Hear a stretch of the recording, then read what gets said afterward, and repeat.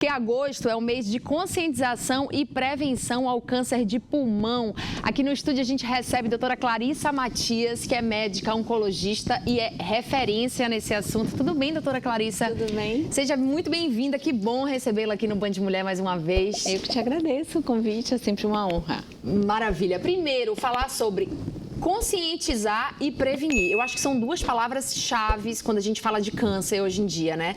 Ter a consciência sobre o que é a doença, sobre o que causa a doença e prevenir, né? Tá, então vamos começar pela conscientização.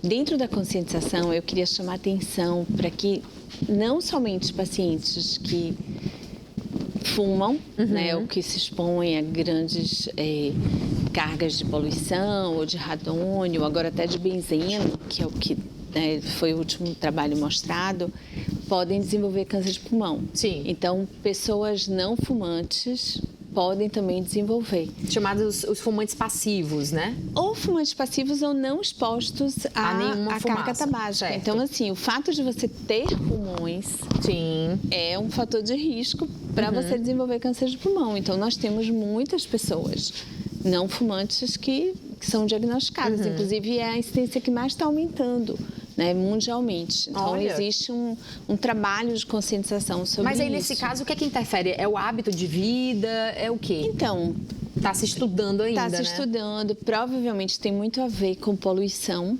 tá? Porque hoje já se sabe, inclusive no último congresso no Mundial de Pulmão, a sessão plenária foi sobre a questão da poluição ambiental. Então, assim, a gente tem uma exposição, os pulmões são como esponjas. Sim, então, acabam eles sugando toda a poluição. Exato, então Olha a gente aí. tem que ter cuidado. Impactos desse mundo tão desenvolvido que a gente Exatamente. vive, né?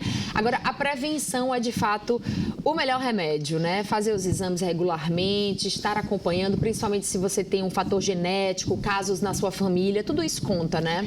O fator genético em câncer de pulmão parece ser uma parcela muito pequena. Certo. Inclusive, para câncer de mama a gente fala em 10%, para pulmão provavelmente vai ficar inferior a 1%. Mas a principal maneira de combater o câncer de pulmão, e eu estou vendo aí vários exemplos, é a questão do tabagismo. Do cigarro, né? Exato. Então, 90% das pessoas que desenvolvem câncer de pulmão têm uma história de tabagismo, de cigarro. Sim. E assim, é uma coisa que é extremamente prevenível, mas é um hábito, é um vício.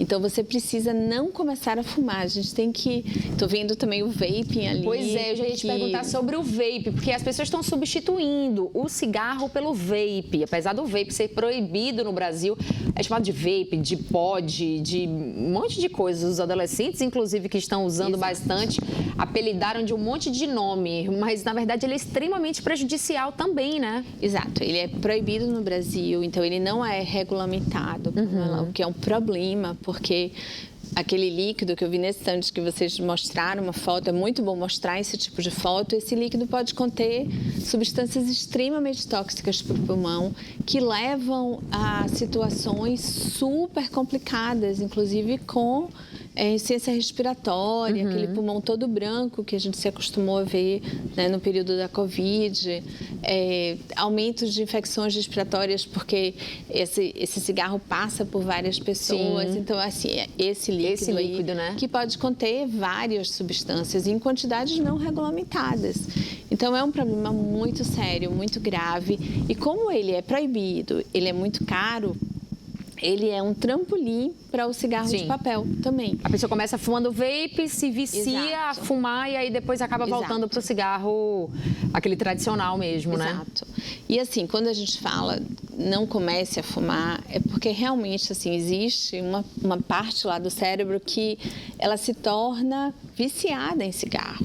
Então, quando a gente fala para um fumante, poxa, você tem que parar de fumar, você precisa parar de fumar.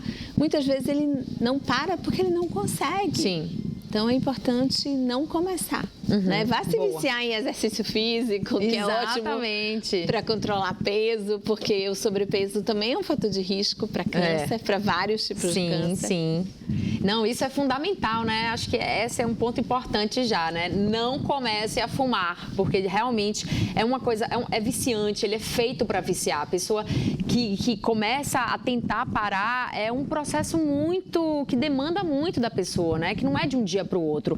Tem que, inclusive, ter muita empatia por quem está nesse processo, né? De largar um vício, porque realmente não é fácil, mas é fundamental. É, assim, primordial. Não só para o câncer de pulmão, mas para outros tipos de doença também. O cigarro não traz absolutamente nenhum benefício. Agora, a nossa questão é contra os cigarros eletrônicos, que estão sendo fumados. Inclusive, eu fico muito chocada, doutora Clarissa. Estava no aeroporto outro dia e a pessoa fumando no aeroporto. Exato. Porque como ela tem uma fumaça aromatizada, né? Não tem aquele cheiro da fumaça do cigarro tradicional, então eles se sentem muito livres para fumar em qualquer lugar. Aconteceu a mesma coisa comigo. Eu falei, caramba, onde é que nós vamos parar? Será que nós estamos voltando? Porque o Brasil já tinha evoluído muito no combate ao fumo, né? Ao cigarro. E aí agora a gente está voltando novamente para esse problema, né? Inclusive amanhã a gente está começando o primeiro congresso da Aliança do Brasil contra o câncer de pulmão. E eu vou estar no Senado Federal, a gente vai... tem todo um grupo das sociedades de cirurgia torácica, de pneumologia, de oncologia clínica, que se juntaram contra o câncer de pulmão, e uma dos nossos alvos é o cigarro e o cigarro eletrônico também. Muito bem. Já aproveitar aqui para registrar, a doutora Clarissa, gente, é a primeira brasileira a compor o time global da Sociedade Americana de Oncologia Clínica, tá? É da Bahia.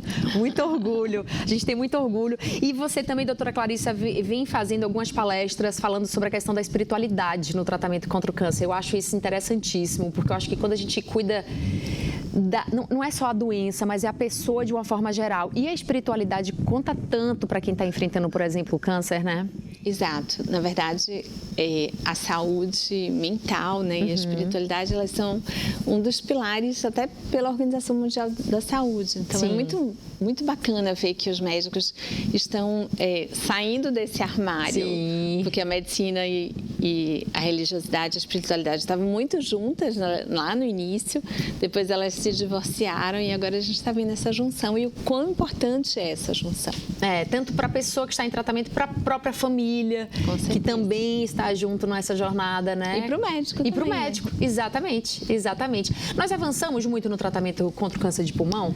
Bastante. Então, hoje o tratamento ele é totalmente individualizado, então é importante você ter... além dessa questão do rastreamento, onde você consegue precocemente diagnosticar, e a gente sabe que pelo menos 20% de redução de risco de morte se você conseguir captar um câncer num estádio precoce. Então, esse paciente ele é operado, muitas vezes não precisa nem fazer algum outro tipo de tratamento, mas se o paciente já tiver uma doença mais avançada, Pamela, a gente consegue fazer uma avaliação molecular desse tumor. Sim. E aí existem vários tipos de alvo que nós podemos tratar, inclusive, alguns desses pacientes somente com pílulas, né, com medicamentos orais. E existe também hoje a imunoterapia, existe a radioterapia conformacional, né? Nós estamos agora recebendo um aparelho novo, inclusive lá no Hospital Santa Isabel, que tem uma precisão extremamente grande. Então, assim, eu acho que avançamos como um todo. Hoje nós temos pacientes com câncer de pulmão sobrevivendo durante muitos anos com excelente qualidade de vida. Eu nem gosto dessa palavra sobreviver. Vivendo. Vivendo, né? Vivendo. É verdade, é mesmo. Faz toda a diferença. Mas é isso, né? De fato, antigamente, quando a gente falava sobre câncer, as pessoas tinham até medo de falar a palavra câncer, né? Falavam CA.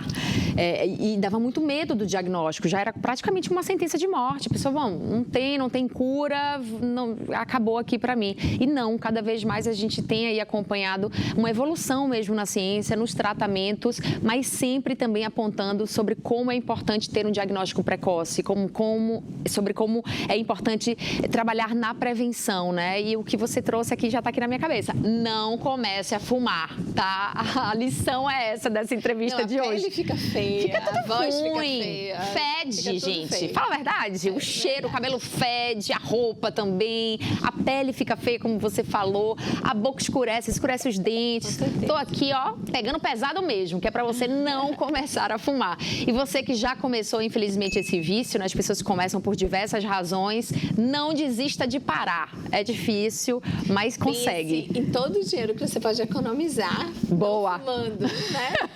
É isso, a gente tem que falar logo na parte que toca, né? No bolso. Pensa aí o que é que você pode fazer com esse dinheiro que você está gastando com cigarro e com cigarro eletrônico, tá bom?